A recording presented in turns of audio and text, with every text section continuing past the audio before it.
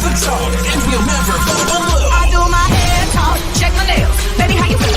My hair talk, check my nails. Productions. Hair talk, check my nails. Baby, how you feeling? Hair talk, hair. Hey everybody, welcome to Cheer Chatter Podcast.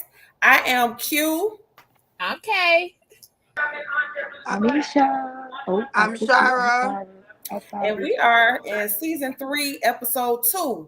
So last week we talked and kind of gave everybody an update of what we had going on during our hiatus. Updated our fans, kind of did a little chat with everybody. So this week we are going to talk about cheer battles. It was a pretty cool thing that we saw that was being advertised over the last few days, that it was 2 teams that were going to meet up with each other at the halftime or 40-yard line, and they were going to battle it out. So what y'all think about these cheer battles now? What y'all think about this? I think they're becoming more common. I just like when they're peaceful and cute. Yes. As far as it shows talent, so to speak. I like sometimes the cheer is what get me, because the shade in the words be everything.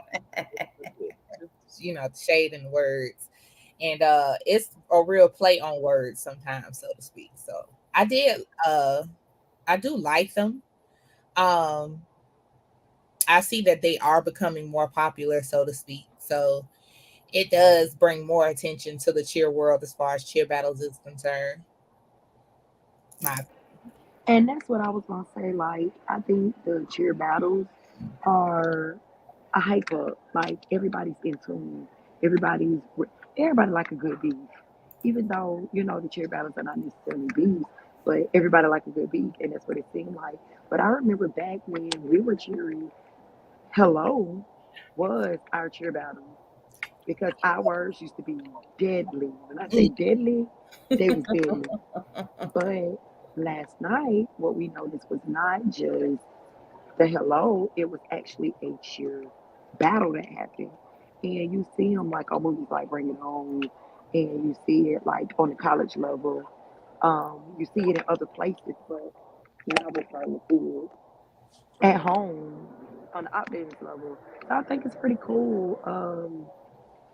Because, like you say, people that's normally not a part of cheer or wouldn't pay cheer any attention, they just ready to see the firecrackers, the foolishness. That's what they ready for. Shira, what do you think about the battles, about cheer battles?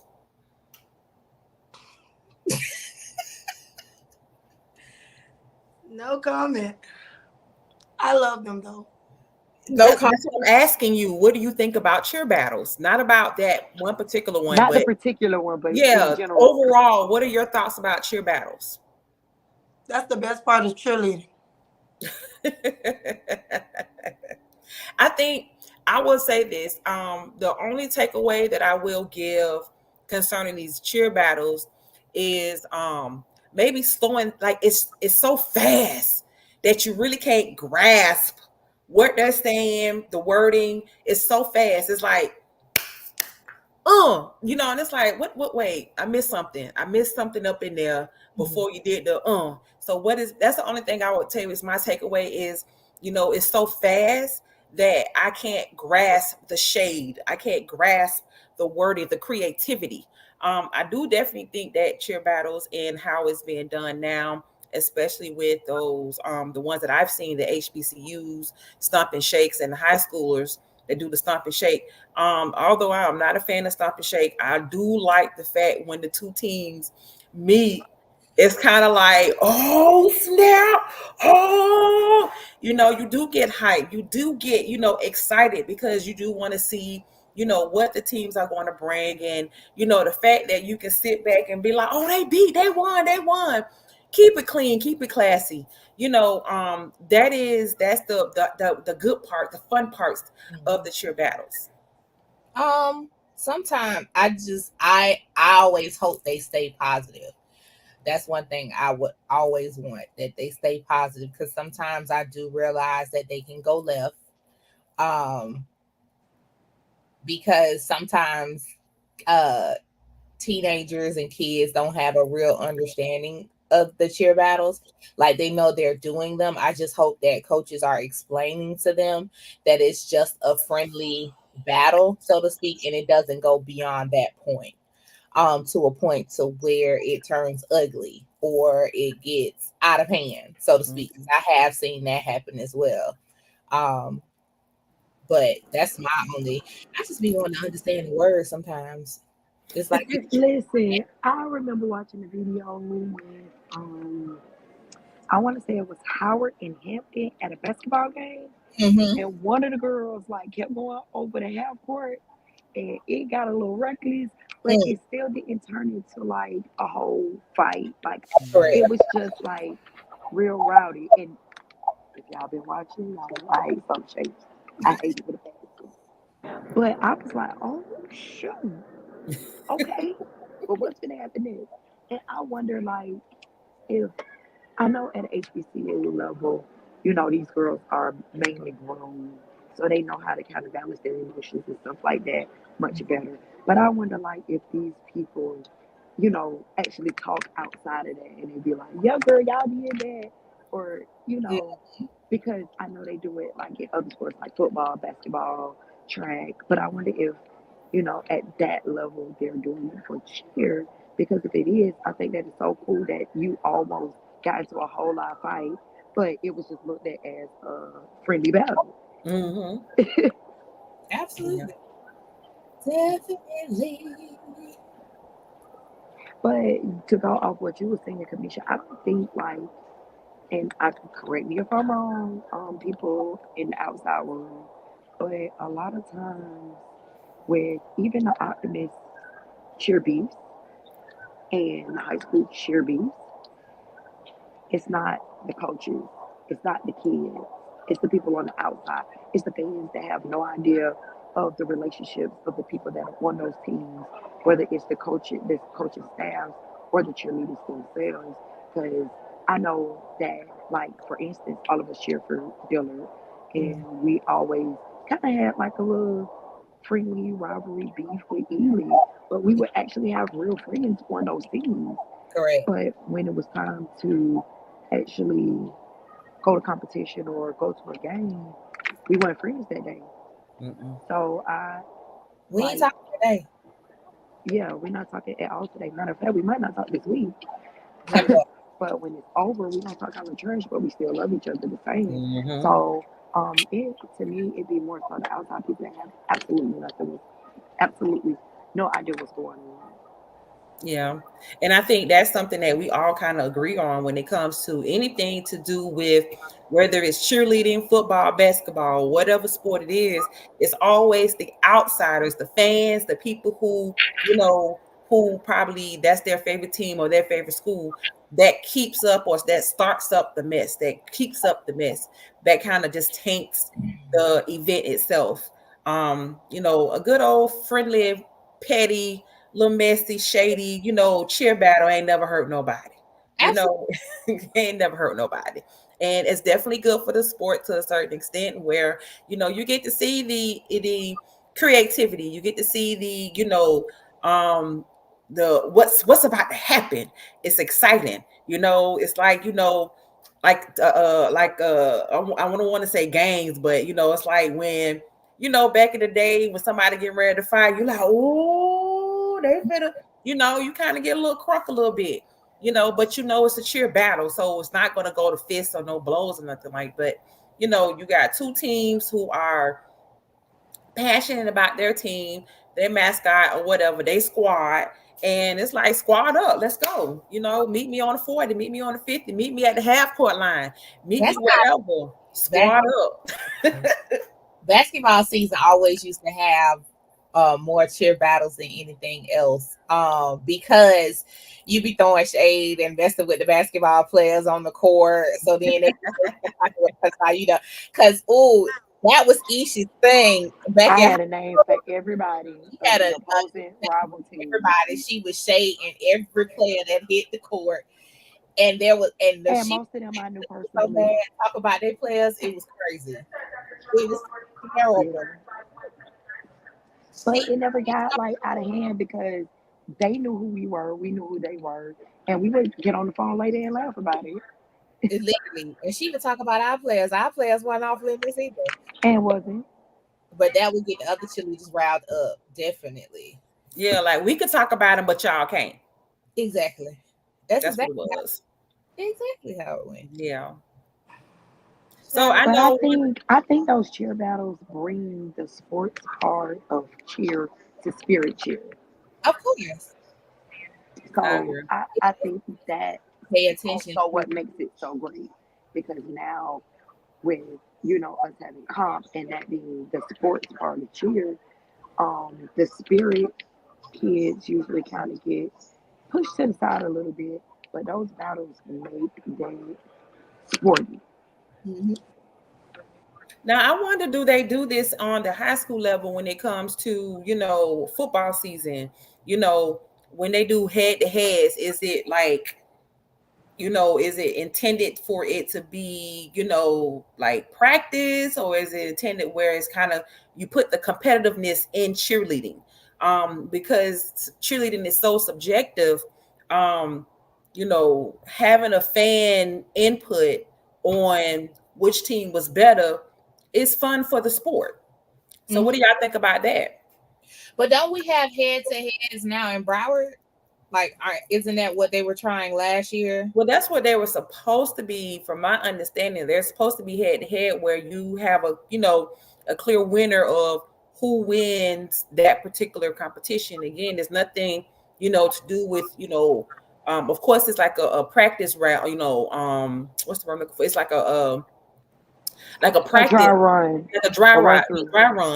but it still give you that competitiveness to where if it was regionals or BCAA or the state or national, you get that experience in.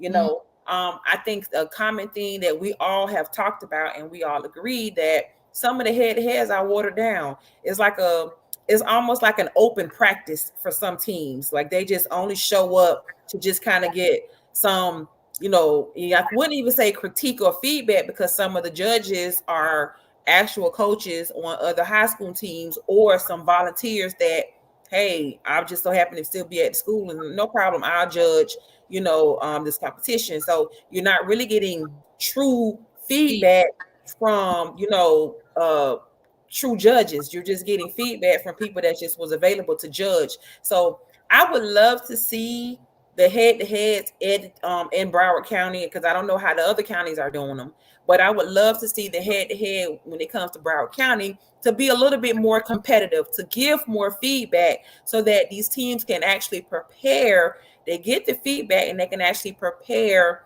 for the bigger competitions. Because I right think. now, I feel like when we go to the minis, it's like we just seeing a practice one or somebody practice. Yeah, we've talked about that before when we've talked about the mini comps, but there is a comment on Instagram from Mimi that states that they should start doing halftime shows for high schools. I would love to see it for cheerleading. I would love to see it. Listen, that would be so fun. However, then what's the purpose of the band? Well, enough. But then I was playing, well, at least during quarter change. Yeah, and then you know how Side. everybody used to like meet like between third and fourth quarter. The Mhm. teams would meet, but they made it so friendly and kumbaya and unity. Um, that could be the time for the head to head. It Yeah. could, you could do it. You could honestly do it between quarter 1 and 2 and quarter 3 and 4 when you switch both sides. When both sides get the battle, both sides get to see it. You go on each other's side at those different times and go battle from there. It doesn't necessarily have to be in the middle of the field, so to speak. But if you do it between the quarters on both sides of the field, then both teams and both fans will get to see the battle for itself. So it can happen. It just needs to happen. But I do know that the kumbaya moment sometimes it's great to kind of get that cheer unity. It's cool, but Not it everybody that don't like you. it would be nice to see them battle it out just a little bit.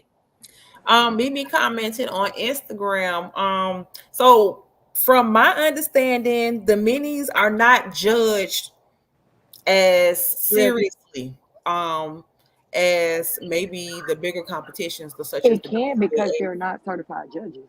Well, that's what I said. So she was saying that when she cheered, they actually were scored. They actually got feedback and stuff like that.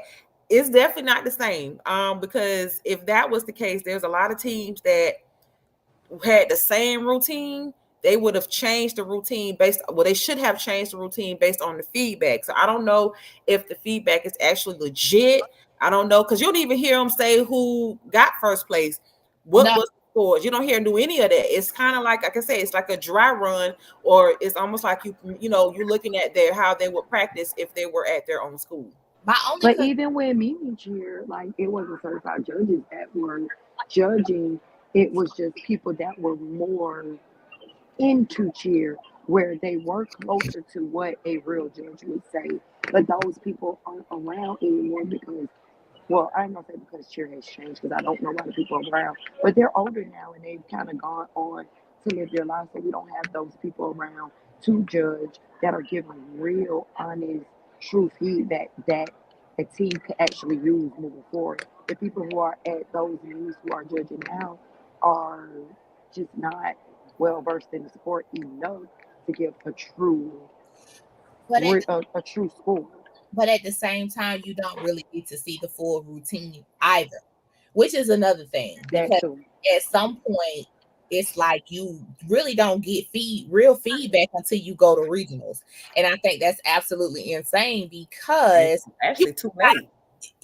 and that's what I was gonna say. By that time, you've only got like 1 or 2 weeks to fix whatever it is that they said you needed to fix. When you should have had more time to fix it or build up your routine to make those particular changes. That can be a problem as well for any team because it's like Ooh, what? idea. Oh Jesus, that light I see bulb, a light bulb. Yeah. light bulb too. That I concerns me. said, like, why can't we host a cheer battle where we hire judges to actually give feedback in Broward County or in the South Florida area? But isn't that what?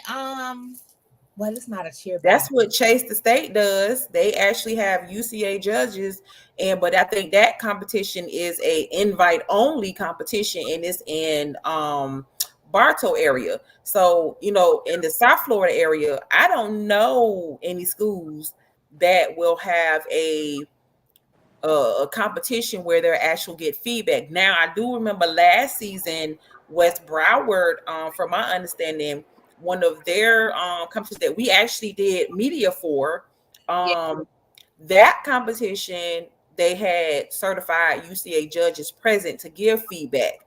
and And the energy in the, huh? everybody didn't show up. Well, everyone didn't show up, but the energy in the gym was pretty decent. It was, So but a lot maybe of things that maybe needed to. that is something we can think about and try to plan, that we can, hire some judges to come and, invite teams and have it open to any team that want to come, whether they won state, runner up, or top, made it to finals, made it to semifinals. I think this is something that even those teams who are struggling to get out of regionals to go to state, they need that feedback so they can go back to the drawing board and try to figure out how they can, you know, um, elevate and change the routine enough time to when they do go to regionals, it's, they have the feedback. And at that point, excuse me, at that point, if they decided not to change the routine and don't make it to state, you can't blame nobody but yourself because you didn't you Well, didn't go off the feedback. well, in Broward, Well, it's I not. know West Broward, that's one of their fundraisers. They do something very similar to that. But like Alicia said, it was invite, like it wasn't an invite only, but they put the information out there, everybody didn't go. So maybe this year that's something that'll get bigger for them, or like you said, we can do it. And the little teams, the big teams, the well known and the not so known, come Hmm. and show us what you got, get that feedback, and Go on, go on about your day and get that practice in and fix it for way before regional. I have noticed that the teams that have gotten feedback and made those changes have progressed throughout the competition season based on that particular feedback that they received. So they took it and they applied it. Now you do have some that get the feedback and don't apply it, but there's nothing you could do on that part. And then they're wondering as to why they're having issues at state or can't move past the semifinals or get past the state they can't get past regionals or the semifinals in that instance because they're not really paying attention to what's on the score sheet, literally speaking. And it's usually, from what I've seen on score sheets, they're like straight to the point, telling you exactly what it is you need to do or what you need to fix. It's just a matter of applying it and going from there. So I just don't know. Shara, you've been quiet. Very. We're off cheer battle now. Like, you can talk. What's up? I'm just quiet. Why? This is called cheer chatter, ma'am. Hard chattering. We need some chatter from you. Thank you. Can we get some chatter? I got some chatter to sell. Okay, you got some chatter. They buy one get one free though.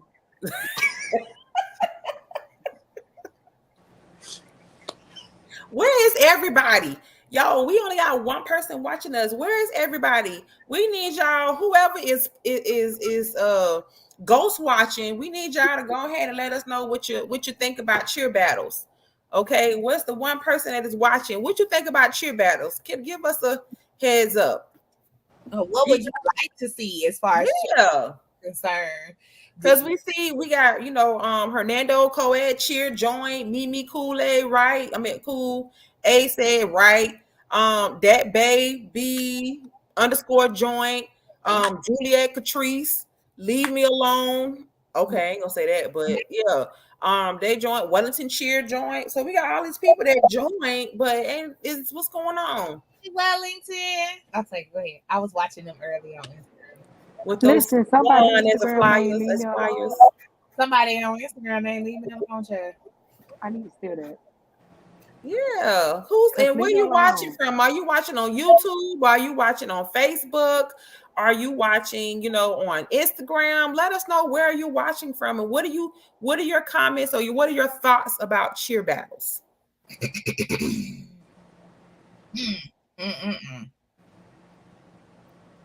How you keep getting the thumbs up emoji? I don't know. Your finger. Look at your finger on your arm.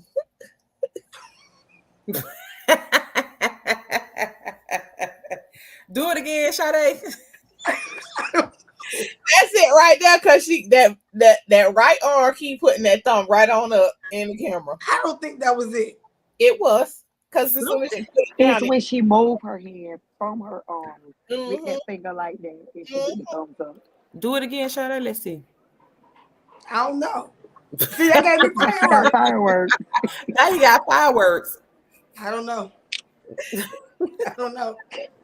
See? Okay. So what was some of you all, as growing up cheering, whether it's Optimist or high school, middle school, or whatever, what was some of your memorable cheer battle moments? It was during the Hello Cheer when you threw your little shade. Well, see, I ain't cheer Optimist, So your Hello Cheer was your shade, and then when you had to do the SYFL, Jesus, what do you call SFYFC. when you had to do that cheer in the middle, and they had made you put every other cheerleader between each other. You used to talk so much trash to each other while doing the cheer. But that was your best jump you was gonna do the whole day because the two people on the side of you that was from another team, you had to out jump them. Like you're not gonna beat me jumping. Not in this circle. Now, I used to like when I would go to my daughter's games and stuff like that, and they have a little jump off. Now that used to be a lot of fun too, because I used to be like, "Oh, she finna get her child," "Oh, she got her." Now that was cute. I like little jump offs, but now jump battles I love too. Literally speaking, My favorite jump battle was against was now April when he was at Parkway and I was at Union and we had a jump battle at was it in Parkway Gym. That was so fun. And she had a jump, honey. Yeah. Ooh, that was so pretty. Toes pointed and all. Jump But battles. my favorite battle was when I was on varsity and I want to say it was like one of those three games where it was like maybe JV girls, Yeah. varsity girls and boys, or it might have been where the girls and the boys were split. But either way, the JV was cheering, and when we came in the building, the JV was having a battle with Miramar varsity cheerleaders. Hmm. Because, everybody didn't let their varsity and JV cheer. They just had one basketball team.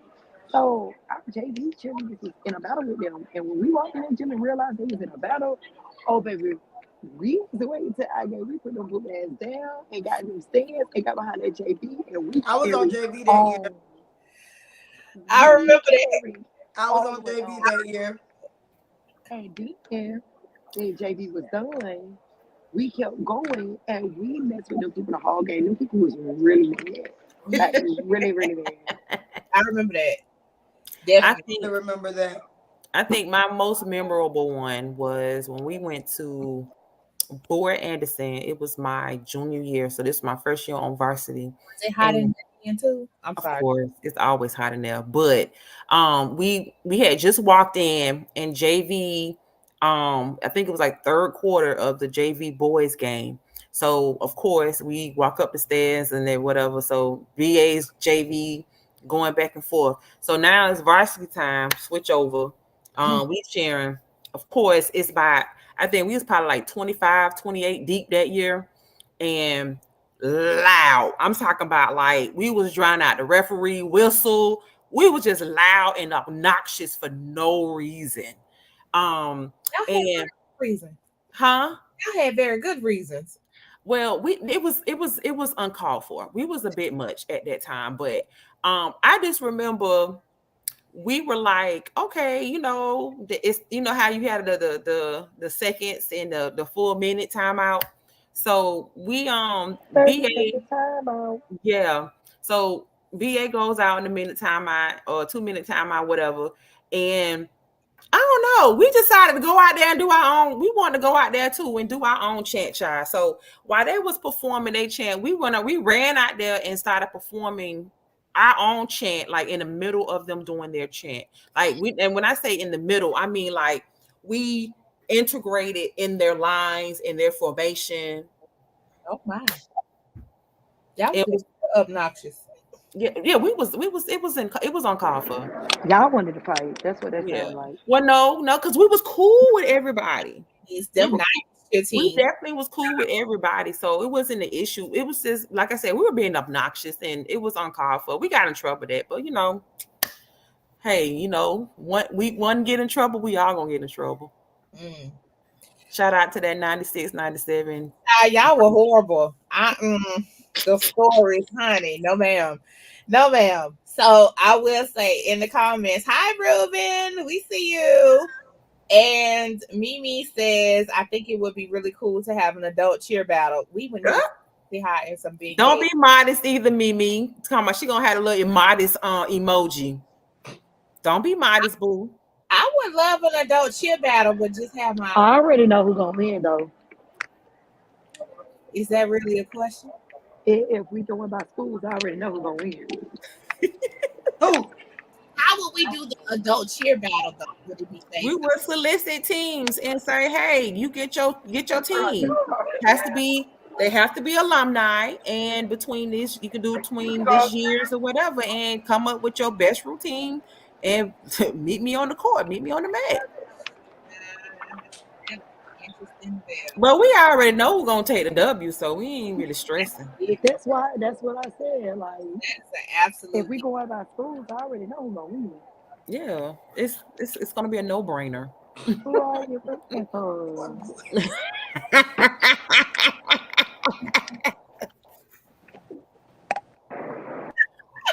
Well, without a shadow of a doubt. Hey, I almost missed homecoming. We used to perform at homecoming. I almost missed it. Listen, Just a little bit. I was tempted to say, let's, maybe next year. You was gonna be on your own on that Homecoming one. on my birthday, and I already know you ain't doing it. when maybe when I just go to the next level and I don't have Thanksgiving Sundays, I might reconsider. By that time, I'll be the videographer. Ma'am, you tap out way too soon for me. Listen, homecoming and then trying to go cheer after libation and partaking in a little adult That is a juice. deadly combination. It's never a good combination for me. Never. It never works out. Definitely not. I give y'all a good 15, 20 minutes. You don't even give that. You give us a hot good 15, 20 seconds. Ma'am, you asleep on golf Oh, golf cart. about to go there. I was about to say, ma'am, laid out. Whole game. Shout out to Doc. Doc saved my life that year. He saved my whole entire life. Ooh. It gave me, but I was hydrated and I was ready to go. Literally had towels around necks. You name it. It was there. Baby. Oh, that was such an embarrassing time of my life. It should have been. It was literally like you were smack dab in the middle of the track. That cart was sitting there and you was just laid out on it. I was like, good Lord help her. Oh, God. And those of you that don't know about Dillard's homecoming looks like a mini HBCU homecoming game. So we don't only have people that graduated from Dillard from all of the years from the opening of the school till now, but there are also family and friends that did not attend Dillard that are in the presence of the homecoming because it's such a great event. So we're talking about thousands and thousands of people looking at her sleep on a golf cart at a football game. And I ain't gonna lie, that was the year Miss Sherry put you to shame. Shout out to Miss Sherry. She ain't had to put me to shame, baby. I went for the battle with Miss Sherry. Listen, class up. Miss Sherry, what class? Miss Sherry still could do a split. So I think she's 74 or 75. One of those years, and honey. Listen, Miss Sherry when she used to come and cheer with us at homecoming when I was in high school, Miss Sherry used to be doing cartwheels with no hands, splits. Like Miss Sherry used to show up and show out, baby. And I was not for to compete with her. Nope. Sure not. And I graduated in 98, but I definitely was not gonna compete with her. That wasn't you can have that, baby. Because the way this back set up. You just gonna blame it on your back. Listen, I guess it was way too many fronts in my lifetimes. But it's actually pretty cool because I will say during homecoming, it was nice to see the alumni cheerleaders, varsity cheerleaders, JV cheerleaders, and the middle school cheerleaders. So you had all different versions of the cheer team, but I think the alumni band performed that year as well. So that was great to see. Oh, I was able to cheer my baby. That was her 8th grade year. And so that was always great. But since we're talking about homecoming, we would love to know about you guys' homecoming. What are some of your greatest homecoming memories as far as cheering is concerned? So Mimi commented, LOL, no, for real, because it's too much adult cheer that think or swear they the best coach and just want to see who can really chill. Just saying. I mean, listen. But that's what put a name on it. No, I'm joking. I'm joking. Yeah, go ahead and put a name on it, Mimi. But we already know who gonna win.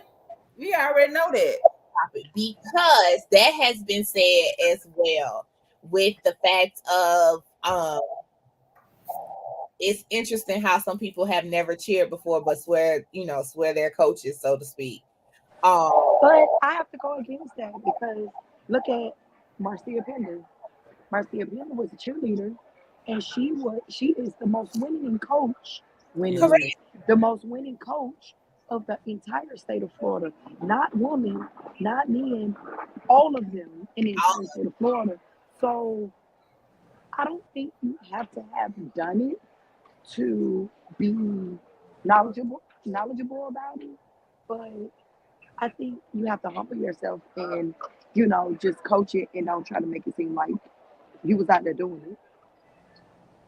Yeah. That's true. But do you think that a cheer coach, do you think a cheer staff can survive without any coaches that have cheered before? Now that's the difference because Miss Fender also had a staff of her old players and some people that she, you know, ended up meeting along the way. They came to coach for her. They did play the game and play the sport, but when you know the technique and the X's and O's, you don't necessarily have to do it in order to make sure it's executed properly. With cheer, it's a lot of um you don't really have to have had to do it to understand everything about it. You may not understand the pain and the struggle to put another girl in the air or another human being in the air or to have to practice outside on something that you do on the inside or have to get through a whole game because you've never done it before. However, teaching the technique, teaching somebody to be loud, I don't think you would have had to do it. But again, like I said, some people think that they're the best cheerleader and they never did it. So, like, sometimes we got to humble ourselves as well, even though you're able to execute, you're able to get somebody else to do it. True. But I it is. think, that was something that, I definitely can, agree with Isha. You definitely don't have to have the physical experience of doing a sport per se. I think if you have the foundational knowledge and you research and study, you definitely can become, a good coach. Coaching is not about experience to us, per se, but it's about, you know what I'm saying? Like you are able to get the job done, getting the team from point A to point B, with as less, losses as possible. But you're imparting so much, knowledge and understanding to your players and to your cheerleaders, they'll believe you, they'll follow you. You want them to follow the mission, follow the goal, follow, you know what I'm saying, the progress, so that way, at the end of the day, everyone is getting what they want, which is you're winning. Mhm. If you're coaching and you don't have anyone to follow you, you're not really a good coach. And if you're not partaking some type of knowledge or something in these players to where, like, look, we're in our, some, well, not all of us, but I'm in my middle 40s, and I still can go and remember what, Mary Singletary and Mary Jackson have, instilled in me from the middle of the 90s. You know Yeah. what I'm saying? That was what make you a good coach. I Mhm. mean, they were blessed to be able to get some good cheerleaders to come through their program, but what made them great coaches is that they were able to describe and explain what it is that they were trying to get done, Mhm. and we did it. Absolutely. You Didn't know, have much, but I think it came from the fact that it was foundational between the two of them. Um, Mary Jackson would give us the foundation to basically start from wherever we were, build us up, and prepare us to transition to varsity, where Mary Singletary didn't have to show us much, and she could tell us what she wanted us to do, and we could mimic that just by her telling us. But it came from us cheering for Mary Jackson.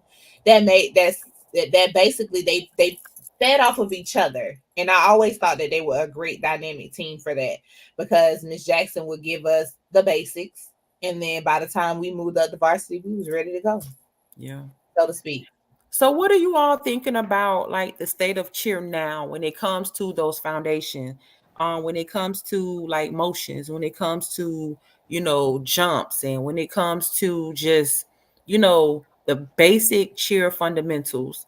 I'm noticing, even when I see some of the videos of our optimists and our middle schoolers and some of our high schools, I look and I'm like, they didn't teach y'all motions.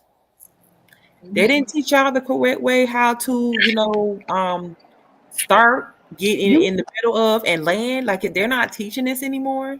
but you're talking about high school and middle school and the optimists. What about all star who motions be all over the place? Like it'll hit in a spot, but them high beams be extra wide, and I'd be like, ew. But this is supposed to be all stars.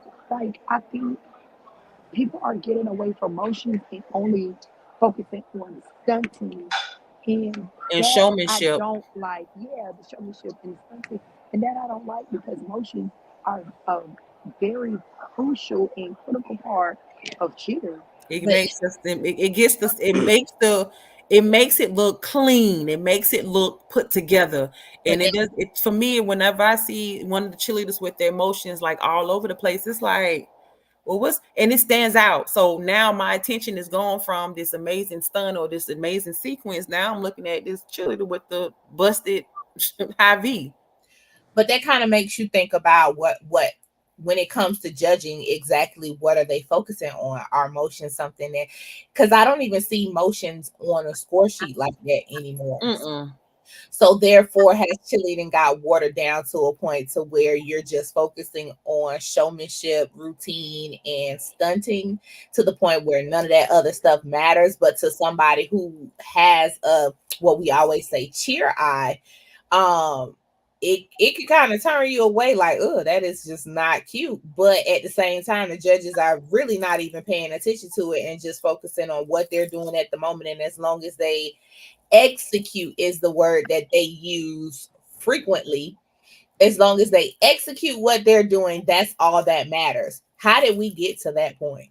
I think at this point, like especially when they get to because I think the understanding for some people is all-star is the all or be all. Like if you make an all-star team, you just like the best cheerleader, your best this, best that. And which I'm as Ish said, like when you look at some of these all-star routines, the routines are great, full of showmanship, lots of energy, amazing stunting ability, but the foundation, and then for me too, a lot of the girls that jump high with the all-star teams, remember they jumping on spring mats. So they're getting that Can we talk boost. about jumps since we talking about fundamentals? Before we talk about that, I just think that cheerleading, when it comes down to the levels, coming from optimist to high school, I think it should go back traditional. I think it should go when you leave little league and you're in the ninth and the 10th grade, you should be a JV cheerleader because the Agree. JV standards set you up for the varsity standards. And going straight from optimist to varsity, sometimes it's good, sometimes it's not. And Most I just think times it's that not. most times it's not. And I just think that cheerleaders don't necessarily understand um the levels because it's a sense of entitlement of if I'm a great cheerleader, I should automatically go on varsity. And I don't think that that's what's best for this generation of cheerleaders. I think they need to go in a set of levels because It's like a what they think is a great cheerleader really isn't a great cheerleader when they get to high school and they really go against the competition that they have set forth when now they're amongst everyone, not just the people that's on their part. So I do feel like, you know, high school level should go back to standard tradition. Ninth and 10th grade, you're JV. 11th and 12th grade, you're varsity. So therefore you can understand your placement inside of the cheerleading world if it really makes sense. it And does. maturity too. Maturity goes in a lot of that. That too. I couldn't imagine me being a ninth grader on varsity. Like I was, maturity wise, cheer maturity wise. No, So no way possible. I had that discussion with somebody a few years back, and literally speaking, it was somebody that don't chill. So, literally speaking, we had that discussion, and as far as I agree with you, Shira, because I mentioned that exact same thing. Maturity wise, they're not there, but it's also a humbling, not even really just a humbling experience. but it gives them something to work towards, because I've noticed that with some of the cheerleaders, as far as when you are immediately on varsity, by the time your senior year comes, you don't have the same love and passion for cheering on the varsity team by the time your junior and senior, because you done been on there for so long. So, Leadership skills, the leadership skills that should be there is not there. and so that's a concern, because, and I'm saying this because you have kids coming, girls coming in, or boys or whatever, you have cheerleaders coming in that are watching you. And if you're half doing everything and literally speaking, so it's like, because I've been on varsity so long, I'm gonna do whatever it is I want to do. I'm gonna have chill, whatever, and then I'm gonna show out when I want to show out. But you have to remember, there are younger people looking at you, and so they're learning your habits or learning what you're doing. So therefore, it's like, what do you have to work towards if you already gotten the prize? And to me, when we were cheering, varsity was the prize for us. Thank you. Being on varsity, I was looking forward to it. Wearing my Letterman jacket, you name it, I was ready. Because ninth and 10th grade, it literally was an experience of preparing myself for that. And when I got on varsity, I loved it because I had worked so hard to get there. Because just because I cheered JV did not necessarily mean I was going to make the varsity team either. Mm-hmm. I did love how Singletary and Jackson did that for so many years. And it was great because even when the competition team came around, they took the best of both squads and made that the competition team, which was even better. But we're looking at the eye from our experience at Dillard. We had two great coaches that were there, and even the year that the secretary didn't coach and Isaiah and Ms. Williams did it, we still had a good JV coach and a good varsity coach. Most of these programs don't have that. A lot of these programs don't have the people to coach a JV team to give that foundation.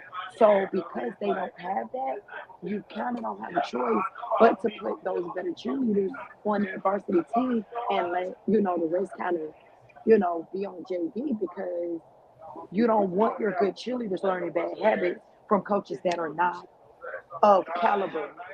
And unfortunately, that's the reality for most schools, especially in the state of Florida, where coaches don't really get paid enough. So I'm not gonna But alter my job in order to be a cheerleading coach when I can work my job and make way more money because I got a family to feed. But you know what's interesting? I think that was one of the things, and we may be biased, but that was one of the things a lot of schools envied about Dillard to begin with. You had a JV and a varsity squad that looked amazing on both ends. You couldn't compete with either one of them. Both of them looked good. It wasn't one looking better than the other, unlike some other schools, like Isha's saying. You had the better cheerleaders on varsity, but you had amazing cheerleaders on both teams. And I think with that also too comes with the whole transfer situation.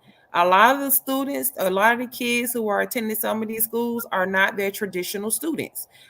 With them being bussed in and with them being, school choice, a lot of these kids are not that neighborhood's children. They're not the neighborhood. We went to our school because we lived within that neighborhood. We were, if it wasn't, because our family members or our parents were not alumni, we were in that district. We was in that boundary. We wanted to go to that school. Mhm. Nowadays, a lot of these kids that go to some of these schools don't they we went to school with people that we grew up with, people that was in the neighborhood, people that we went to elementary, middle, and high, you know what I'm saying, school Yeah. with. A lot of times now, these kids, they are meeting new friends, and my daughter is one. You know what I'm saying? She went to school in Broward. She left in the middle towards the end of her elementary years for 2 years. She came back to Broward in middle school and had to make a whole new total new group of kids.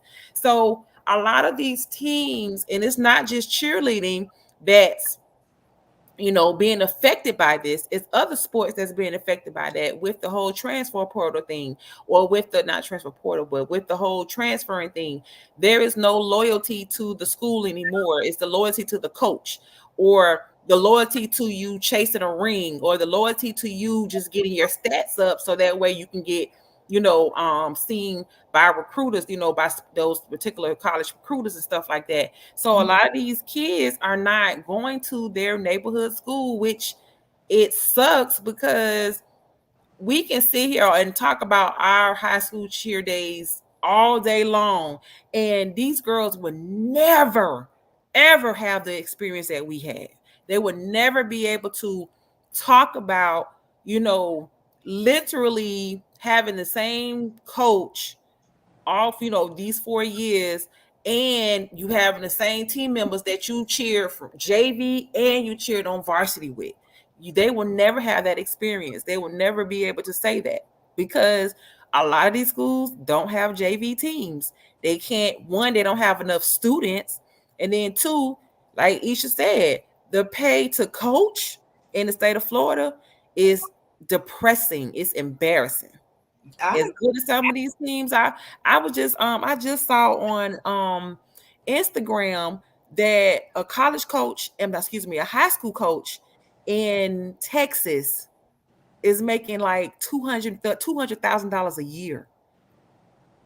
Their job is to be the That's football it. coach. Yep. They don't do nothing else. They don't have to work at the school as far as like a teacher position or nothing else. Their job is that coach position. They don't have to do anything else with their life. Yeah, and I think in Georgia, I think it was Georgia too. I saw their salary.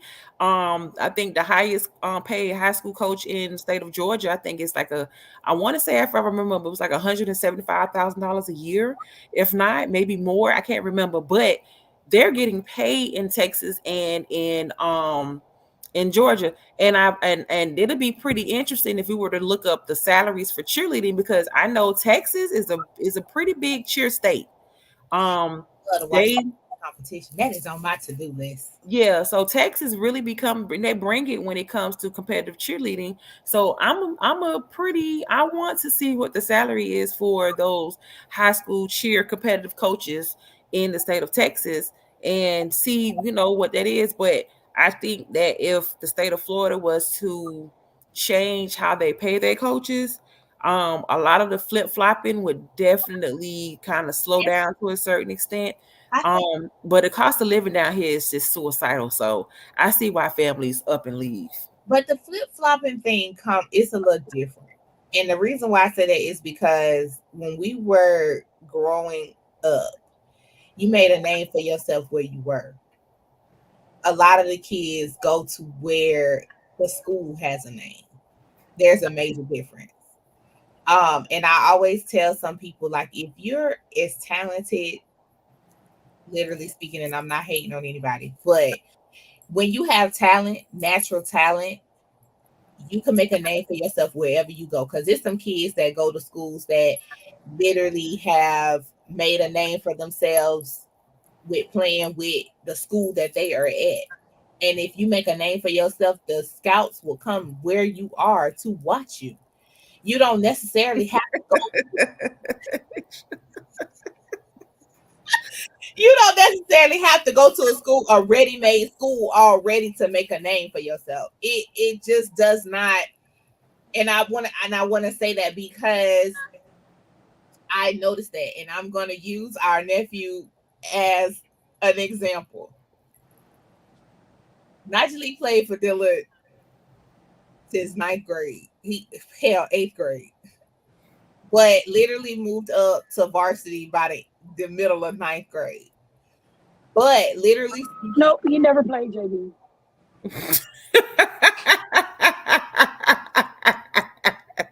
He dressed up. I ain't listen. Well, you know that Najee is He's an anomaly. Yeah, he's definitely an anomaly. So we can't. That's not a good example. Like that. The boy, just saying. The boy was 6'8" in 7th grade. That part. Shot up from being underneath us to being okay. But I would never forget that summer. He is a prime example of somebody who stayed loyal to where he was and made a name for himself at the school. And it didn't matter because every single last scout known to mankind was showing up at Dillard just by his name alone. Because the boy is 7 feet tall. Don't do that. We gonna talk about why he grew 2 inches. 2 inches in the same conversation. And that's how he did me that summer. Dang it. We are talking about his talent, not his height. He is a giant. Don't No. get me wrong. Talented wise, I mean, they were coming. He could have went to And the worst school in the county, and they were gonna come because he was just a talented young man. that is my point. You've had several Mm-hmm. players, cheerleaders, or whoever who have made names for themselves by staying at the school that they're at. So to sit here and think that somebody has to go to a ready-made school, and I just don't understand the ring chasing thing. Like, just make it make sense. Because does the ring get you somewhere that I don't know about? Because some people get a ring and just still. I'm gonna be quiet. Maybe that might be a parent thing. Maybe that might be a conversation that we need to have when it comes to that No, because it's the kids. The kids want to win. I know for a fact it's the kids. Where the parents come in is more of I am not holding you. I won't even say accountable. I'm not holding you to the standard of you ain't gotta win to be great. Like, but it's the kids, and it starts on the obvious level because they're able to go wherever they're going to go in the obvious level, and they want to do it on the high school level, and now you can pretty much do it on the college level, but you cannot do it on the professional level. So get over it. But yeah, the ring thing started with the kids, and we have parents that don't put their foot down with their kids and let the kids do what they want to do, and they drive them wherever they want them to go. But like, I I kind of want to bring it back to cheer, because this conversation from the outside looking in may not sound like a cheer conversation, but it definitely is because we have cheerleaders that's going up as well. We got people that's transferring to different schools for the sake of okay, I want to go to this school because they're ready. And then you have people that are recruiting to bring kids into their program to win. So the conversation does definitely here, even though it may sound like it's a football conversation, it's all sports. It's also They're going through the same thing. that's yeah. even with Florida State and UCF that showed up to state tier championship almost Mhm. every year. They're paying attention to those who stay out that that stands out to them. They don't care what you go to. They're looking at the talent in general, and that's something that all recruiters look for. It's basically your talent. It doesn't matter who you cheer for because you could cheer for somebody that always wins. But Now it if now I wonder, is there some type of is there like some type of like a like when these schools go to cheer camp in the summertime, and I do remember them having like a coaches clinic, or I don't know if it's like a whole day or however ways, but is there like a cheer coach clinic that a lot of these coaches can take advantage of when it comes to you know what to look for, you know what I'm saying, and different topics that they can use and utilize in order for them not just to grow their program, but just to kind of, grow their resume as a coach. Because it seems as though that a lot of the coaches that are, coming in, one, a lot of them are not staying for whatever reasons. And it could be administrative reasons where they're not being supported enough at the school from the principal and administration. I don't know. But maybe there is something that can be done in terms of better preparing a lot of these coaches when it comes to cheer life. This the way that cheerleading is going, because it seems as though that a lot of these schools are like just anybody that's available and anybody that's interested come coach versus taking the time and really looking for someone that can help build the foundation program. Go ahead, Ish. I have a light bulb moment, but I would like to do that off air, so y'all remind me. okay. What's Text us in the group chat so you won't forget. I You was know I will. comments on Instagram have been coming in, and Mitchie says yes, there's 6 figures. They pay 6 figures in Georgia to coach football. They just went to a Georgia game and they had like 30 coaches for football. I can believe it. Mimi says she's switching sports. She gonna be a football backup coach at this point. She's been cheering for football since she was 5. She's 26, so she know enough. And Coach Rue says that yes, they have those coaches meetings at camp. That's good. They need to have that kind of stuff because, I don't care how many years, how many state championships, how many national championships that you have, you always have room to grow. You always have room to improve. You always have room to get better. Mhm. I wonder, do they show, like, okay, so for the new coaches, I wonder if they show um past competitions to kind of show them what they should be looking for. Because remember, we talked about that last season with the new coaches coming in. Some of them never really know how to create or get a comp routine to begin with. So it's a different transition for them. I wonder if they have that feature at camp as well. Like, because Ooh, light bulb. do they show these coaches and walk them through those types of things, and her wheels are turning? So Lord help us all. I done turned on something, y'all. I'm going to text the group because it slapped me like a brand new baby at a doctor. The group say they do demos at coaches clinic, so that's a great thing that they do. I just hope that some people process it and pay attention, because you know how that go. So I'm just Shira, you was going to say something? No. Now, Shira, you being a new high school coach, okay, what is something that you would want to know and have accessible for you to help you with this transition? Or what advice, I mean, or what would you know that new coaches would need to transition? Um, to be honest with you, I think it's more of score sheets and like the knowledge that veteran coaches, from high school experience have. Um, Going from optimist to high school is two totally different worlds. So it's just the knowledge that they have so that I can soak in to be able to translate to the team that I'm coaching.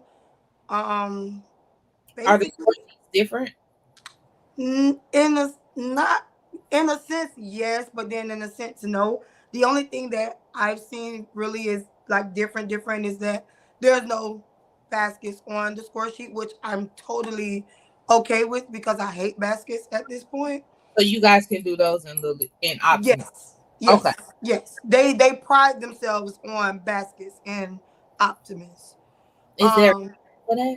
huh? Is there a reason for that? No. They're trans, because we always say Optimus is trying to mimik high school. Not really. Optimus is more like trying to mimic All Star. Star. They're Got it. not trying to mimic high school. They're Okay. trying to mimic All Star. But the thing that's so confusing is they want to say we're going off high school rules, but when it comes to high school rules, you're dumbing down a lot of things that really don't make sense. That really only apply to All Star if it kind of makes sense. Because we talked about that, because remember, I think that was a conversation that we had with the coach that said that the rules that that some of the teams are that one of the competitions was going off of were all-star rules, and then it was supposed to Mm-hmm. be going back to high school rules. So it was kind of like, it was very confusing, because when you're preparing your team for competition, you're preparing them based off of what the score sheet is asking for, not just Right. with something you just wake up and say, oh, I think this is what they know. You are given a score sheet, and this is what you need to compile your routine off of, based off of what this score sheet is asking for. So Right. um I think we all can probably agree when it comes to, all-star for the showmanship, hands down, the performance purposes of it, hands down. But when it comes to the foundation of cheerleading, that's where they kind of lack in when it comes to just those foundational pieces. I think they focus more on the athletic part of it, where the tumbling and the stunting and then just performing part of it, versus, you're taking a young lady or a young man and you are imparting, you giving them the foundational tools so that way wherever they decide to go, whether it's staying all-star or going to, you know, a high school team and then transitioning to college, that they're prepared, they're better prepared. Tumbling is one thing. You But know, it's confusing because they make tumbling such a major part of your score sheet, but then it's only worth 5 points. It doesn't really make sense though. Wait, what? You I want think you that's want the you want the girls to be able to do, like, okay, let's say for instance from 11U to 13U, you want them to be able to do a series of a back handspring, tuck, or layout, or however that goes, but you're only going to give me 5 points for it. You have to make that make sense. It doesn't make So any I sense. can It win if I doesn't make never sense. do it. I can Huh? still win if I never do it. You who? I can still win if I never do it. The only Exactly. way that you can, but the only way that you technically can win is if you outscore somebody else that really did it. If you don't outscore them, then, but you get what I'm saying? Like, it's a major part of, it's a major focus that they focus on for the score sheet, but they Uh, only want to give you 5 points. it's Yeah, amazing. so that's what I'm saying. Like, okay, if we're gonna focus on this like that heavy, then I shouldn't be able to win without it. If I can score high on everything else, I can still beat you without doing it. With 5 points, heck yeah. I'm sorry. But Coach Reese It's said never been done though. on Instagram, he says, I believe new coaches need to form a buddy system with sincere coaches that's willing to walk them through the process. And we've mentioned that before with Hmm. um veteran coaches, taking the hands of new coaches and just kind of pulling them up. But I got to admit, you got some coaches that feel threatened that if they help somebody.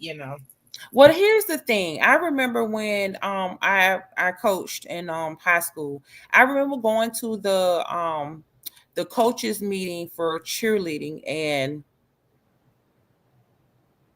it it was pretty much a waste of time. There was no real information given except for the dates to BCAA and when the official start of the competition season.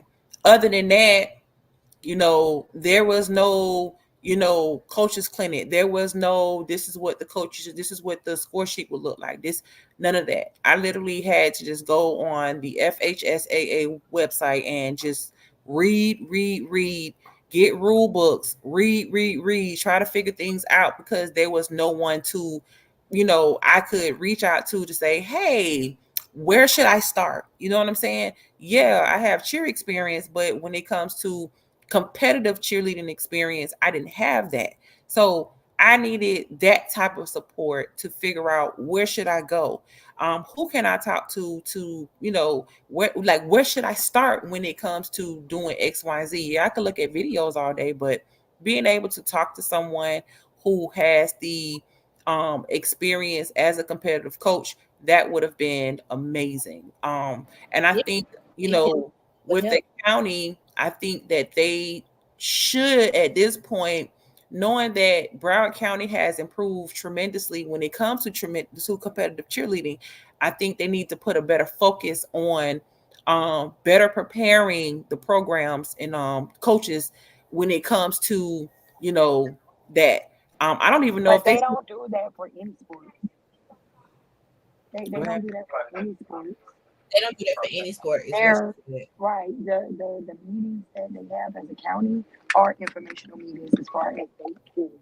That's Yeah, it. that's what I'm saying. I just wish it was a little bit more, a little bit more Initiative. deeper in preparing the coaches, because again, that's why it's so much of a carousel of coaches coming in and out of some of these schools, because they don't know how to build a program. They don't even know the first thing about coaching cheerleading.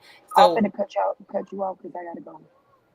all right, safe I see travels. y'all Safe later. travels. But I get what you're saying. But Yeah. it would I know they don't do it somebody. for all the other sports, but I mean, this is something that could be talked about when it comes to better preparing the coaches, especially if they're brand new. Like, okay, you can reach out to, these coaches for, any information or, something. So that way, because some of these teams have gone through a coach every season. Mhm. And how are you going to build a program? How are you going to build a lasting program at your school if you keep switching coaches every year?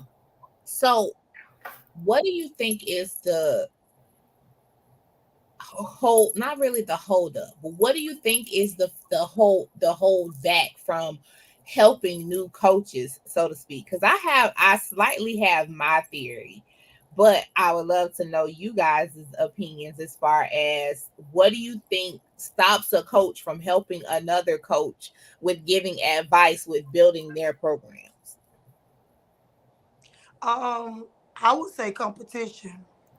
But the thing of it is, I can't really speak on that as of right now because the only person that I solely did reach out to on my behalf was Ernest, and Ernest really did give his 100% support. Um I know that he's always a phone call away, and it was never like a shady moment or him holding back in any information or anything like that. So I really can't speak. Um I know that Coach Victor also did reach out to Ernest as well as Miss T from Miramar. I think that's her name, right? Yeah. Her, and he also spoke to Corey as well from West Broward. They also gave him some really good, valuable information and really good feedback, and told him if they needed him, well, he needed them. They were there. Um, we've also did talk, both of us virtually. I can't leave Stranahan out. Stranahan, we did talk with Stranahan, basically trying to build like A network uh a connection sense with. of support system. Yeah. Mhm. Because we don't just want it to be like where we're competing with each other. At the end of the day, we all come from the same world. We And all love cheer. We want it to be more like a unity. We want Broward to be great again. We don't what really the thing want it to is, be. oh, I'm sorry. Go ahead, babe. I'm sorry.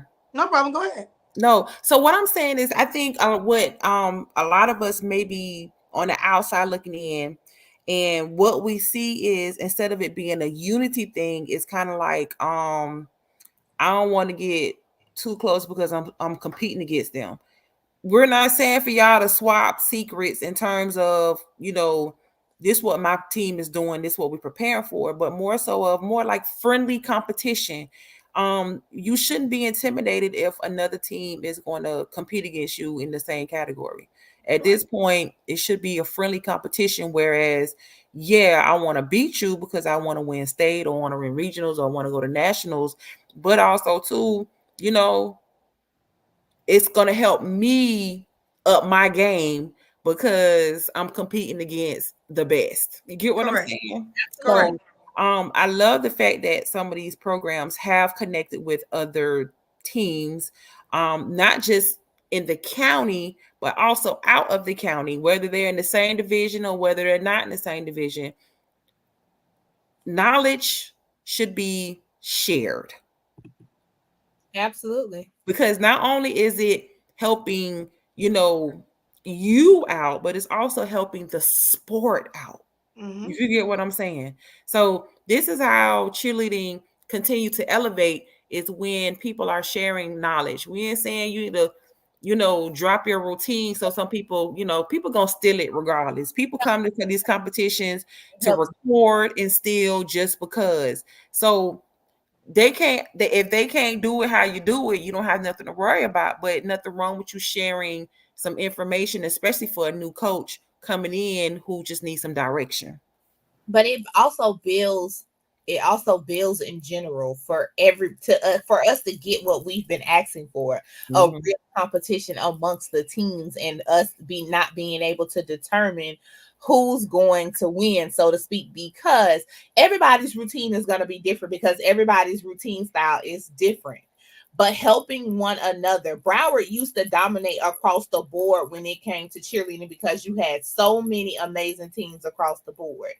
Why can't we just get back to that point without feeling scared, as Coach Rue said, because some people are reaching out to you for help, but you feel like if you help them, you're gonna help them to a point where they're gonna bypass you.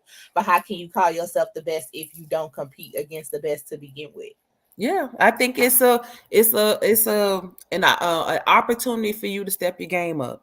Okay, so yeah, I'm giving this information out, but at the end of the day, I'm still better preparing my girls and my team to step it up. Right. You know, and no team should go into go into a new season with the same mentality they had the season before. If you're Absolutely. not growing, you're not winning. Absolutely. If you're not growing, you're not winning. I don't know, and I can guarantee you right now, if any coach is watching, if you go into the new season with the same mindset, the same game plan in terms of, oh, we just trying to make it this way, you ain't going nowhere. You haven't gone anywhere. You're still in the same spot that you were when you first came in. You definitely have to change your mentality year after year, because there's going to be somebody else that's still stepping their game up, that's coming, that's gunning for you. And that's where the greatness of cheerleading, that's where it's at. Yeah. So I don't know. I just love going to the competitions, and it was kind of like we talked about before in another episode. This year, this team won. The next year, this another team won in the same division.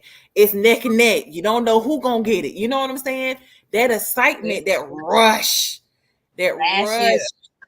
last year state. But that's what definitely. changed the fans dynamic too. Because if you really look at the competitions over the years, the fan base has really decreased. It hasn't really stayed the same or has increased. Back Absolutely. back a couple years ago, it used to be sold out. You couldn't get into the gym. You had to be there early in order for you to get in the gym. Now it's just like people just not coming. I've never been to a regionals cheerleading competition at Dillard, and Dillard is not completely maxed out. Like that just didn't really make sense. Because that goes back to the routines being watered down to a point of not showing Exactly. the whole routine because you worried about somebody taking what you have going. I don't know how that happened. I'm telling y'all. Somebody taking some part of your routine. If somebody takes some part of your routine, they just take that part of your routine. It has nothing to do with the rest of your routine in general. I don't know where this fear comes from of not wanting people to see your routine. You should want somebody to see it, to put the fear of God in them in the first place, to make them want to step their game up to compete with you. Why Yeah. not? Yeah. I mean, you only get better when you have something to compete. Like when you have something to compete for and against, you get better. I don't know. But you have to remember that was at the times when you did have Stranahan, you did have Ely, you did have Fort Lauderdale, you did have Miramar, Dilla, you know what I'm saying? West Broward, Core Springs, Charter, who else? What used to who? Core Springs Charter, Core Springs Charter. You had all these other schools Core that was, you have showing. other schools. Yeah, they were showing up and showing out. They were the ticket for you to get in there. You knew you was for to get a good old competition. But like y'all said, everything's starting to get watered down now. So it's kind of like, I don't know. It's Good. Give me a good cheer battle. Give me a good back to a cheer battle. Bring it on back. That's it. That's what I mean. I miss cheer battles. Definitely they are, as far as like the optimists and the middle schoolers and some of these high schools on the spirit side, the cheer battle is live and doing well.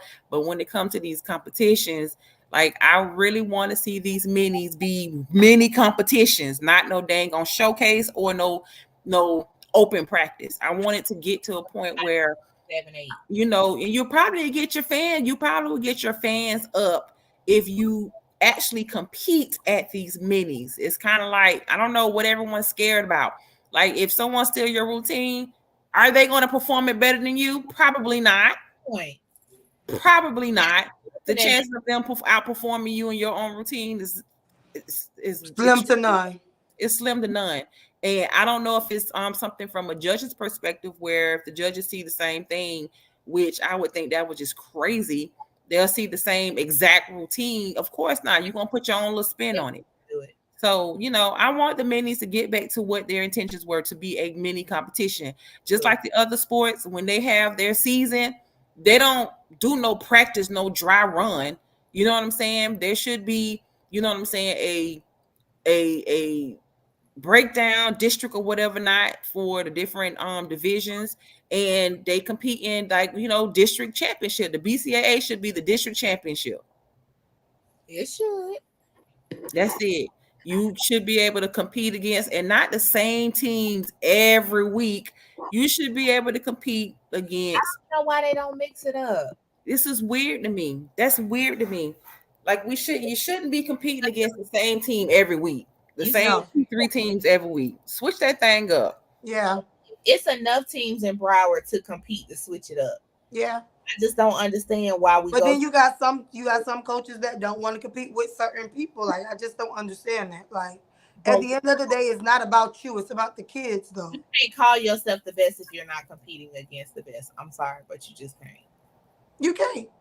You really can't. You can't dominate you can't really dominate a category if you have not beaten the best of the best in that particular category, or you can't be afraid to compete against other people in that category just because you want to win. And my thing is you're gonna peak when it's time for you to peak.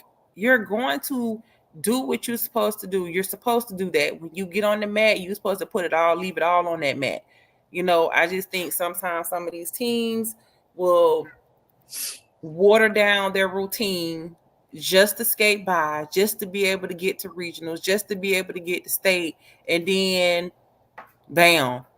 And it's like, what are you instilling in these young ladies? What are you instilling in your team when it comes to competing? When you compete, you compete. Basketball, they compete. They play basketball. They have a schedule. They play. Okay. Maybe they need to have a point system for cheerleading with the minis. You got to have a certain amount of points to be able to make it to the regional. To make it to district, which is the BCAA or whatever, and then make it to regionals. Maybe they need to figure out another way to be able to boost the competitiveness when it comes to some of these teams, because I'm not wasting my $5 to go to a mini competition to see you mock. To do y'all mocking and dry runs. It's kind of like a bid, though, like how they do for national. Yeah, something, because points in order to move on to the next.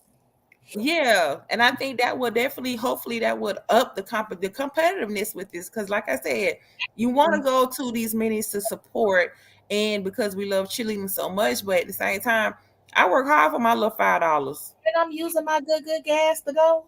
And I'm using my good extra good gas, because gas is a whole plasma and kidney to pay for.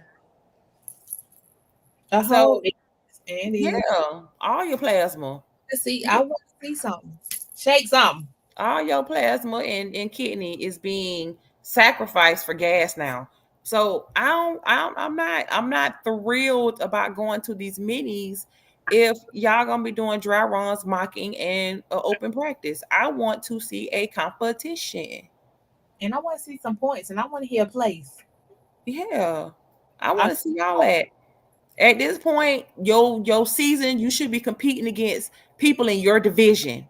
You should not be competing with all smalls and you the only large or medium or extra large. No. You need to be competing against people that's in the same division as you, so that you can get your points up. You can get your competition up. How you know that you going to put out there if you ain't being tested? Okay, so I'm going to play devil's advocate for you. Devil's advocate. Do we think that they have watered down because here's my concern. When a team should not get evaluated, or routine should not be chopped and screwed by the time they go to regionals, do you think that they pacify a majority of these teams with mini comps and things of that nature just to make the children feel better with competing? Are we setting them up for success with doing it that way? Because keep What is in mind, that teaching? over the years, when some of these teams go to regionals, they are in complete and utter shock at their score sheets. Well, That remember we had a whole conversation about that where these teams that was making 70, 80s at regionals barely got 40s, 30s at semifinals. Yeah. So maybe that's a conversation that need to be had. Because remember we had this conversation. We was yes, like, what the hell, excuse my French, it what the was hell was going on at regionals? And why highly was it so last year. It was huh? horrible last year. No, the year before, remember? Like it was some teams that made it to state and got, you know what I'm saying, first round buys, or they went straight to finals, making 75, 80s, and barely got 40. Barely. And I'm sitting here like, there's no way in the world you change your whole routine in less than a week. Are we setting the kids up for success? Because I get it.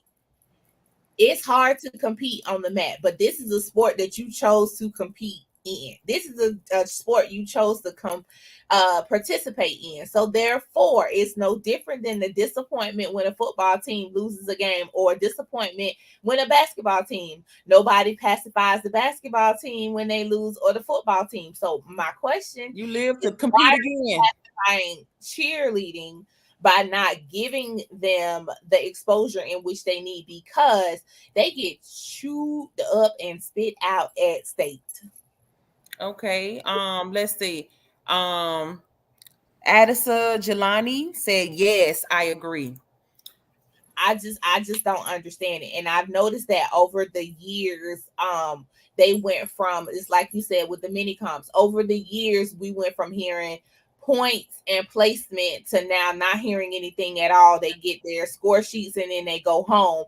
But we're sitting there like, well, who won? And for Well, me, I'm fine with not knowing who won, because when I go to these mini competitions, it's a variety of teams. I can't score a large varsity, you know what I'm saying, non-tumbling against co-ed. Like, what am I like? I can't do that. So I can understand not hearing the placement, but why is there one co-ed team competing against these other teams where you got other so co-ed teams competing? They need to be competing against each other in the minis. You get what I'm saying? It's kind of like it's enough schools in the county where you can come up with a schedule. You need, first thing they need to do is they need to declare what yeah, division you are going to go in at the beginning of the season. and You that's should not be able to switch, compete this one all season long, and then when it comes to regionals, you want to jump to somewhere else. No, you should declare your division at the beginning of the season and stick with it. Second absolutely. thing is, once you decide what division you're going to go with, you stick with it. Come up with a schedule to where for those 4 mini competitions, Mhm. you are competing against people in your division only. Absolutely. Absolutely. This switching, like, again, I You be can't. you be in one division and at the beginning, and then by a certain time frame you get to change it. But here's the problem that I have with that: you've been done found out who's competing in what category, and you get to change it so you don't get to compete against certain people. That is absolutely no fun. No, it's no fun at all. And guess what? I used to enjoy it.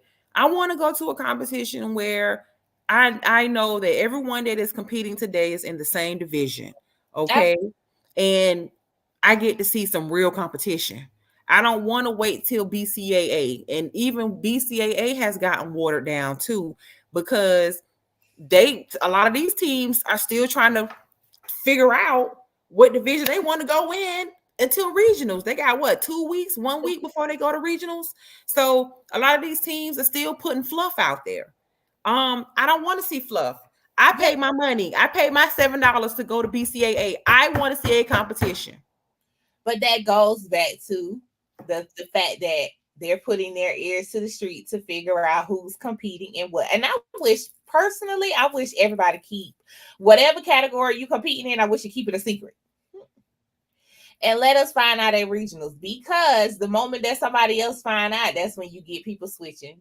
They done cut girls from their team to go down or You go can't up. do that. If you go off the system I just proposed, you cannot do that. You declare that size, that division, and that's what you stick with. If you decide that you want to scale down or whatever, not, you won't be competing. Yeah. The That's change. why it's important for you to have alternates. Okay, you get you some alternates. Train them girls, coach, train them. Because I've been trying to figure out how we have alternates that never compete. And then you lose girls, but you got alternates and you never fill those girls in. That's the part that don't make sense to me. Why you got alternates if you're not prepping them to move in or move out? Our old friend Andrew just joined in. He says, "Hey y'all, I haven't seen you all in a minute." We're Yeah. back. Joelle said, "Yeah, tell them."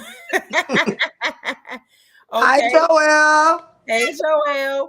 Okay. Hey, Deerfield Beach Bucks is in the house. They joined us. We have Wake Prep Cheer.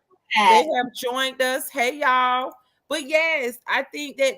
Oh, I'm sorry. Tamika's another good one of Faithful. She said the fun is in the competing, and she love a good battle. That's right, Mom. Tamika. It is. That's That's what what we it's supposed to be. That's started when we first started attending state. Oh, I don't know how many years ago that was. What was that? 2016? I think it was 2015. 2015, 2016? One of I them. think it's 2015. Because that's And when we went to Tampa. it was amazing. It was jaw dropping. It was everything we wanted it to be. And remember, we were literally like the stage was like right here. We Definitely. can literally, you know what I'm saying? It definitely gave me how, you know how All Star was, how the All Star, the coaches and the fans could be like right there. That's what it gave me. The stage was literally like right there when we went to USF. And we were actually able to cheer the teams on. It Absolutely. was the energy was the synergy was amazing. It really was. I It wish was we amazing. whole setup in that gym was everything you need. Yes, that was an amazing experience. And being in our very first competition, attending a competition, the energy was off the rock, like it was crazy. And So, I'm starting to, like, last year I got bored. I wasn't feeling well. I had a migraine, but I was bored yeah, because for me, I took a whole nap. yeah, it was no real I did competition. too. It wasn't competition. Um, I'm watching during semis, but yeah, because it's too many teams that compete small at the minis. and It's small. extra large and large, and then when they get the regionals and state, now they freaking small. I And noticed that. now you got 400 small teams competing now. Yeah, I'm being a bit extra though, but it's 20. that's Yeah, it's too many, too many. And I just think that they need to declare at the beginning of the season what division they are going to be, and that's what they stick with. You cannot switch. You can't do any of that stuff. So you better think long and hard what you gonna do. because you should know in the beginning anyway. You already got your team. Yeah, absolutely. So, ladies, we have been talking for a whole hour and 30 minutes. Oh, it's what we do. What do you all want to what y'all want to give to our followers right now so we can close this thing out? Shira, you just want to give us the peace sign so you can give us a thumbs up and some fireworks. It's gonna do something. It ain't doing it for you. Nah, it don't want to do it now. Yeah, it don't do it. It's supposed to be confetti. Yep, there you go. I just say I love cheer battles. And I will say that. And I want to get back to a point where it is a good, healthy cheer battle, whether it's competition wise or during a game or things of that nature. But I want to come out of this level of complacency. And I say that because we want to come, yes, we want to compete to win. That is the goal. But we have to be realistic and realize that we aren't going to always win. So, what are we doing to set the program up for success to be better for the years to come? And just standing on business as far as your team is concerned. Um, Declaring where you want to compete and never being afraid to stay in that particular category because you're worried about who you're going to compete against. Yeah. It's better that way. Give the people something to watch. And that's what we paid to do. We paid to It's work. something to look good, something to look forward to. Um, Absolutely. I truly I love cheer battles. I think cheer battles are healthy and they are necessary and needed in our sport. Mm-hmm. Cheer battles, definitely, um, can get you off your, get you off of your rocker. They get you out, put you on, get you on your toes. Yeah. They Competition. get you, yes, it brings that competitiveness that is necessary in our sport. Mhm. I think that, what's missing in the cheer battle, in terms of just up in the game is everybody is so scared and nervous about being exposed or being seen and someone is going to steal something. And at the end of the day, ain't nobody gonna do it like you. Up your game. If you think someone is going to steal what you're doing, elevate your game. You should You know take what it I'm as saying? a compliment, to be honest, because they Yeah, want to be like, definitely take it as a compliment. I definitely will agree with that. You take it as a compliment, But when it comes to cheer battles, I wanted to get back to a place where we actually see cheer battles. In which when I go into the competition, I want to come in thinking there's a clear winner and then leaving like, what just happened? They they showed up this time. I can't wait for next week. I gotta see that team next week yeah. because you know what I'm saying. Of course, we have our our teams to watch, but I want something different. Add some other things to I watch. want something. I want to get back to a place where I'm excited to go to competitions. Absolutely. Um, this last season, not so much. I I don't know. wasn't excited. Like So. my team that was watching earlier. I don't know if they still on, but y'all know I love my wiki watchy. Okay, because they was watching earlier. And don't you want to give a shout out to a team? I do. I Okay. do. Okay, let's give a shout out to your teams. I had the pleasure of going to the Florida A&M and UM game, and I ended up running into the All-Star team, Miami Flames, and their coaching staff and parents. They were fundraising there, so I definitely want to give a shout out to Miami Flames All-Star Cheer. Check them out because they are doing amazing things, and I love it, and I'm here for it. Shira, Yoga. Oh, I just want to give a major shout out to Lauderdale Lakes Vikings 13U Beast Mode and Gwen Cherry 13U Baddies. Last night was awesome. I really enjoyed it. The battle was a battle. Hellos was helloing. I'm really no, really like seriously like I didn't really want to speak on it, but I'm gonna speak on it because I think it's really due of their, the compliment is really due to them. Lauderdale Lakes, I really give y'all the y'all did y'all thing. Hello, y'all did. When it came down to the battle, y'all showed up, but them baddies they showed out. I loved it. It was everything. So I'm not gonna give everything to one side and not give it to the other. They both showed out for me and they both showed up. And it was really anticipating. And I think just more so everybody really wasn't paying attention to the game. You had grown men say, I'm here for the battle. Like I'm here to see the cheerleaders. And that's how And it should be. literally, How it should be. It should be literally, friendly competition to where you still putting on your best performance. Absolutely. And at the end of the day, you leave the fans, you leave the crowd hyped to see this again. And you coming from a totally different affiliation to say this is what it's all about. Yeah. You know what I I'm ain't gonna saying? tell y'all no story. If their competition was not literally the same day as ours or the same week or something like that, I think I would really go to their competition because I really want to see it. I do. The both of them, yeah. They don't stream it. Like, you know, I ain't gonna have time to pay attention to that. No, but I'm saying if they stream it, they usually save it and you can always watch it later. I don't even know. Their competition is in Tampa. I wish I really could go to their competition. I'm so serious because I really want to see it. I do. Like, it was just that exciting last night. It really was. Like, it was good. It was really, really good. So shout out to both of y'all. Y'all really did an amazing job. I loved it. I'm here for it. Keep doing an amazing job. And, you know, rock out. That's it. Yes. So I'm going to go ahead and say goodbye to everybody. Thank you all for tuning in and joining us.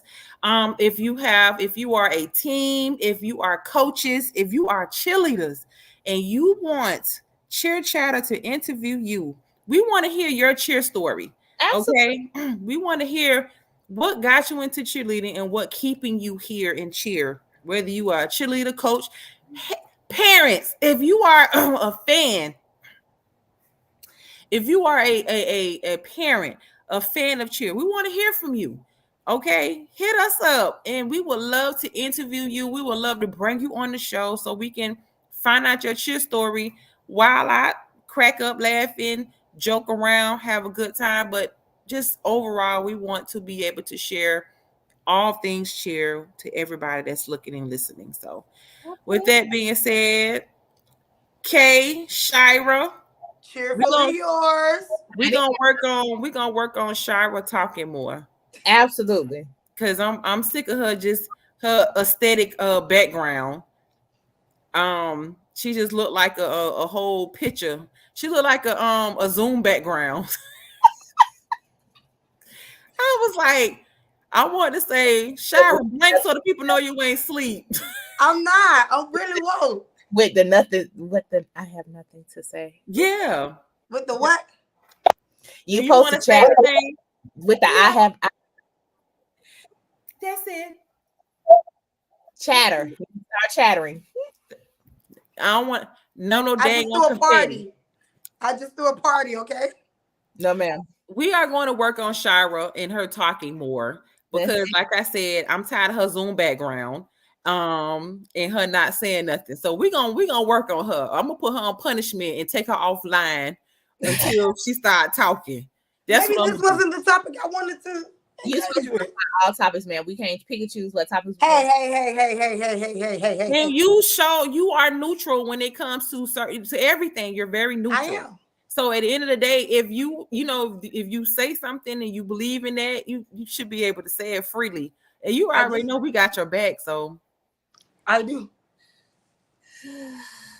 Anywho, we're gonna work on her, okay, in her Zoom background. That part. And we are signing out for the night. And what do we always say, ladies? We good night and cheerfully yours. Cheerfully yours.